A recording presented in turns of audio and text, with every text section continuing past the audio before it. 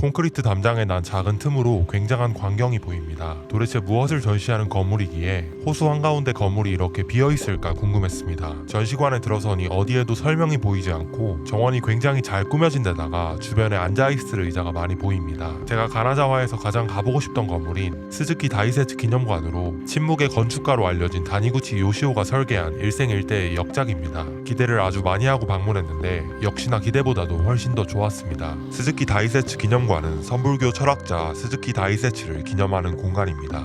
그런데 철학자를 기념하는 전시 공간이기에 전시할 것이 마땅치 않다는 문제가 있었습니다. 철학과 연구는 형체가 있는 것이 아니기에 관람객에게 보여주기가 난감합니다. 이 부분이 설계 당시에 큰 과제였으며 따라서 건축 그 자체가 전시가 되어 건물 전체가 스즈키 다이세츠의 철학을 떠올리게 하고 상기시킵니다. 전시관은 가나자와의 저층 주택가에 있으며 뒤쪽으로는 언덕을 두고 있습니다. 주택가 골목에 있는 기념관이기에 이 방향에서는 기념관이 마치 집처럼 작아 보입니다. 입구도 단촐하고 높이도 사람 키와 비교하면 꽤나 낮은 편입니다. 다니구치 특유의 루버가 전면에 가득한데 이 때문에 내부도 거의 들여다보이지 않습니다. 비록 기념관이지만 입구에서는 이렇게 정체를 조금은 숨기고 있습니다. 그래서 주변의 낮은 집들과도 조화를 이루는 모습입니다. 그런데 또 주택가가 아닌 반대 방향으로는 기념관 내부가 훤히 들여다 보입니다. 안쪽 사색 공간에 높고 큰 하얀 지붕이 드러나고 그 주변에 수경 정원이 펼쳐집니다.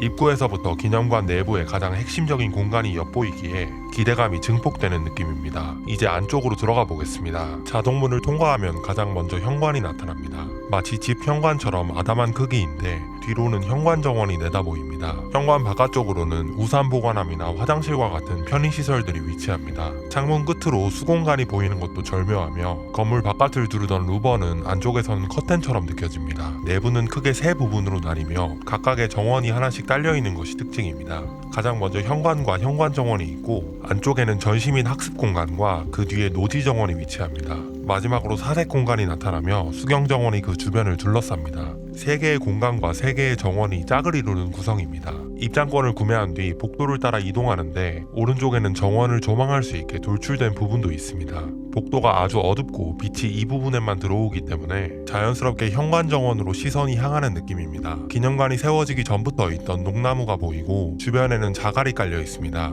잘 보면 콘크리트와 가는 자갈 사이에 굵은 자갈도 보이는데 이런 부분은 건축적인 농담처럼 느껴집니다. 콘크리트가 아주 큰 크기의 덩어리, 가는 자갈이 작은 크기의 덩어리라면 그 사이에 놓인 굵은 자갈들은 그 중간 크기의 덩어리이기 때문입니다. 억지 해석처럼 보일 수도 있지만 이런 구성은 전시관 곳곳에서 반복됩니다. 전시관 외부에서도 돌로 된 벤치와 가는 자갈로 된 바닥 사이에 굵은 자갈을 두어 사이를 이어주었습니다. 더 안쪽으로 들어가면 기념관의 두 번째 공간인 전시 및 학습 공간이 나타납니다. 전시 공간의 경우 굉장히 미니멀해서 별도의 설명 없이 전시품들만 나열된 모습입니다. 대신 그 옆에 학습 공간에 책들이 놓여 있어서 스즈키 다이세츠의 글을 찾아볼 수 있습니다. 책을 읽을 수 있는 책상과 의자가 있고 그 너머로 두 번째 정원인 노지 정원이 펼쳐집니다. 밖에서 보면 이런 모습의 공간이며 조용히 책을 둘러볼 수 있는 기념관의 가장 내밀한 공간이기도 합니다.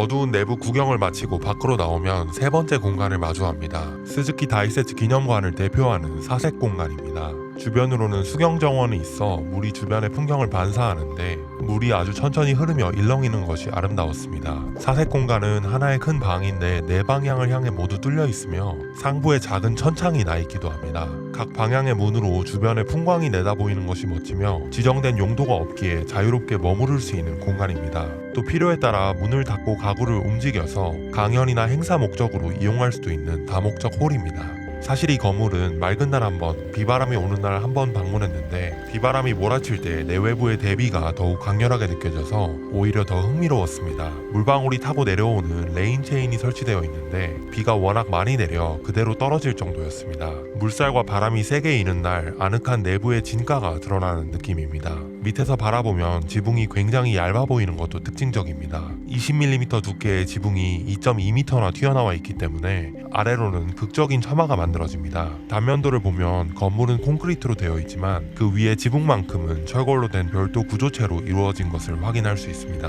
이 지붕이 전체 건물 구성에서 얼마나 중요했는지 보여주는 대목이기도 합니다. 아래에서 보면 지붕이 너무 얇아서 종이 한 장을 올려둔 것처럼 보이기도 합니다. 기념관 외부에서는 수경정원을 따라 산책로가 나 있습니다. 길을 따라가다 보면 기념관 내부를 다시 바라보게 되는데 저 멀리 담장에 구멍이 난 것이 보입니다. 가까이 가서 보면 콘크리트 담장 사이에 뚫린 작은 틈이 있고 전체 정원을 조망할 수 있게 바닥이 조금 튀어나와 있습니다. 마치 무대처럼 생긴 단에 올라가면 수경정원과 사색 공간이 한눈에 펼쳐집니다. 그리고 콘크리트 담의 높이가 1.8m인데 바닥이 튀어나온 정도와도 비슷해서 마치 담의 한 부분만 살짝 무너져서 틈이 생긴 것처럼 보이기도 합니다. 완벽에 가까운 디테일 처리와 구현은 사실 조금 비현실적일 정도라 길게 언급하지는 않으려고 합니다. 돌아다니다 보면 모든 재료들이 기하학적으로 대단히 정밀하게 맞아 떨어지는데 마키 후미히코는 다니구치의 건축을 정적이면서 풍부하다는 말로 요약하기도 했습니다. 심지어 어떨 때는 분명 건물인데 건물이 아닌 것처럼 느껴지기도 합니다. 모든 건물은 잘못 지어지는 부분, 간과된 부분, 안 맞는 부분이 있기 마련인데 적어도 관광객의 입장에서는 그런 부분이 없어 보였습니다. 스즈키 다이세츠 기념관 이후 다니구치는 말년에 이르러 가나자와의 또 하나의 전시관을 설계합니다. 일명 건축 박물관으로 지어진 가나자와 건축관입니다. 가나자와는 그의 고향일 뿐더러 똑같이 건축가였던 그의 아버지 다니구치 요시로의 고향이었습니다. 그렇기에 가나자와 건축관은 아버지의 건축을 기념하면서 본인의 건축을 선보일 기회였습니다. 스즈키 다이세츠 기념관과 유사한 점도 많습니다. 앞서 철학과 연구는 전시하기 난감하다고 했는데 이는 건축도 마찬가지입니다. 건축물은 그 자리에만 존재하기 때문에 가져와서 전시할 수가 없기 때문입니다. 그래서 건축관 2층에는 아버지인 다니구치 요시로의 대표작 중 하나를 그대로 똑같이 옮겨두었습니다. 맞은편에는 방금 스즈키 다이세츠 기념관에서 본 것만 같은 반사되는 수반이 일렁입니다.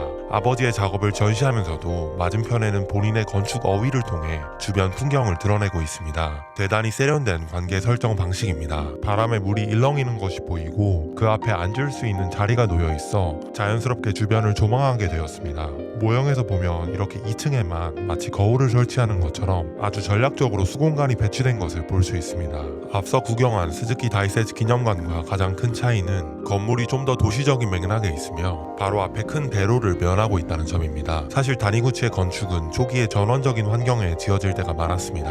그런데 그가 설계한 뉴욕의 모마 증축부가 2004년 지어지면서 이런 절제된 건축이 도시적인 환경에서도 잘 작동한다는 것이 증명됩니다. 가나자와 건축관도 마찬가지로 도시적인 환경에 있기에 저층부의 설계 전략이 중요했습니다. 대로변을 따라 로비를 길게 배치해서 내부에서 보면 지나가는 차들의 속도감이 느껴집니다. 그런데 또 유리에 의해 차음이 이루어져 소리는 거의 들리지 않습니다. 1층에서 보면 내외부가 이어진 것처럼 보일 정도로 유리가 투명합니다. 위쪽으로는 루버를 설치해서 로비 내부가 눈부시지 않게 처리했습니다. 빛이 들어오는 과정도 아주 복잡합니다. 루버 안쪽으로 또 폴리카보네이트 패널이 있어서 두 번 투과된 빛이 안쪽으로 유입되다 보니 천장에 조명이 거의 없는데도 로비 전체가 아주 화사합니다. 전시 공간은 지하 1층과 지상 2층에 위치합니다. 입구에서 들어오자마자 올라가는 계단과 내려가는 계단이 동시에 보입니다. 모든 층이 마치 뱀처럼 이어진 것 같다는 느낌이 들었습니다. 2층에 올라와 보니 창가에 특이한 유리가 보입니다. 아주 약간씩 들여다 보이는 것이 신기한데 이렇게 미세한 패턴으로 세라믹 프린팅을 해서 아주 가까이에서 봤을 때만 조밀한 도트 무늬가 보입니다. 우아한 방식으로 반투명한 느낌을 구현하고 있습니다. 건축 모형이 1층에 전시되어 있습니다. 사실 모형으로 보면 건물이 엄청 특별해 보이지 않습니다. 멀리서 보았을 때도 마찬가지입니다. 그런데 실제로 경험했을 때 느껴지는 탁탁 맞아 떨어지는 느낌과 비현실적일 정도로 정교하고 엄격한 건축 언어는 타의 추종을 불허하는 느낌이었습니다. 특히 박물관이나 전시관과 같은 건물에서 이렇게 말이 없으면서도 풍부한 분위기를 만들어내는 건축 언어가 잘 어울린다는 생각도 들었습니다. 모든 구경을 마치고 강변을 잠시 걷다가 브런치집에 방문했습니다. 브런치 플래터와 수제 진저 에일을 주문했습니다. 오늘 본 건축과는 상당히 다른 종류의 음식이었지만 또 그 차이에서 오는 즐거움이 상당했습니다. 다니구치 요시오가 설계한 2개의 건축물을 구경한 가나자와 관광이었습니다.